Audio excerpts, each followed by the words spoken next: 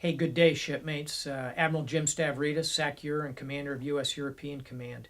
Just want to take a minute and give you an update on an interesting week that I had in Washington, D.C. About once a quarter, I fly back to Washington, and I really have three zones of interaction back there. The first, most obviously, is in the Pentagon. I got to see my boss, Secretary Gates, and my other boss, Admiral Mullen, and had a chance to really walk through the key issues that we're working on over here in Europe as well as on the NATO side. Secondly, I get up to Capitol Hill and I see the Congress.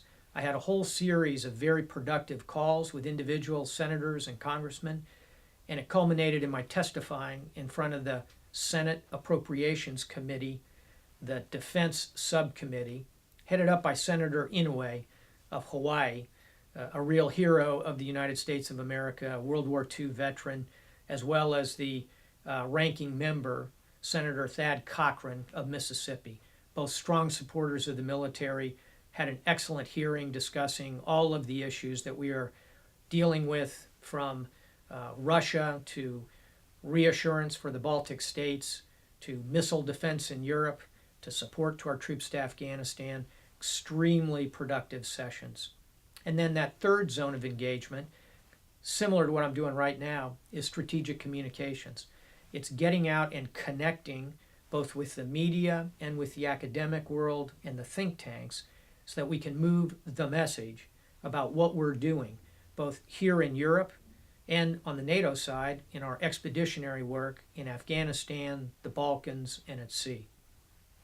In that third category, I had a chance to give a couple of speeches, one at the Center for New American Security Studies, and the other one, and it was very interesting, at the Atlantic Council, which is a think tank that focuses on the relationship between the United States and Europe.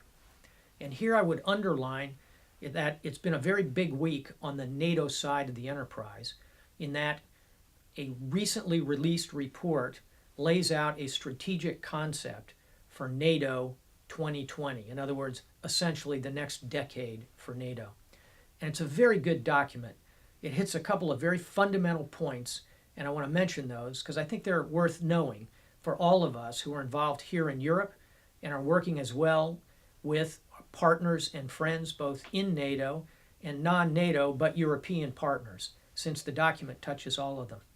First of all, the document finds the right balance between the traditional NATO mission of defending the alliance as well as the kind of expeditionary activities that we are undertaking, again, in Afghanistan, the Balkans, at sea and counter-piracy, counter-terrorism, air policing, all of those expeditionary-like activities. So the document finds the right balance, stating that the bedrock of the alliance is defending itself, but that in this world of transnational threats, we need to move beyond our borders and operate in an expeditionary fashion.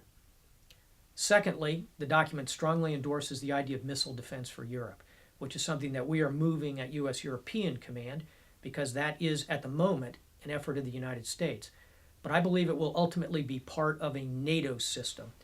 So again, the document endorses and addresses the validity of missile defense in this turbulent 21st century. Thirdly, the document speaks about the need for complementary activities between NATO and the European Union. We both have forces, for example, out doing piracy work. We've got to do a good job of working alongside each other. Fourthly, the comprehensive approach, something I talk about a lot. It's this idea that we are not going to deliver security in the 21st century from the barrel of a gun. It has got to be a unified effort, certainly including military, but also political, economic, cultural, linguistic, interagency, private, public. All of those things must come together in a complementary approach. And then fifth and finally, the document puts a strong marker down on the need for cyber defense, for us to work together in a world that the framers of the NATO treaty could never have imagined, but a world in which today we are so reliant on the cyber world. We need to get a lot better at that. Defense in that world is going to be critical to this alliance going forward. So I had a chance to talk about all of that with all of my audiences, both in the Pentagon, Secretary Gates, Chairman Mullen, up on the Hill with the Senate and the House of Representatives, and in the public venue with the media and with think tanks like the Atlantic Council. So it was a good week in Washington, a lot going on. Just wanted to give you an update on the new NATO Strategic Concept. Thank you very much.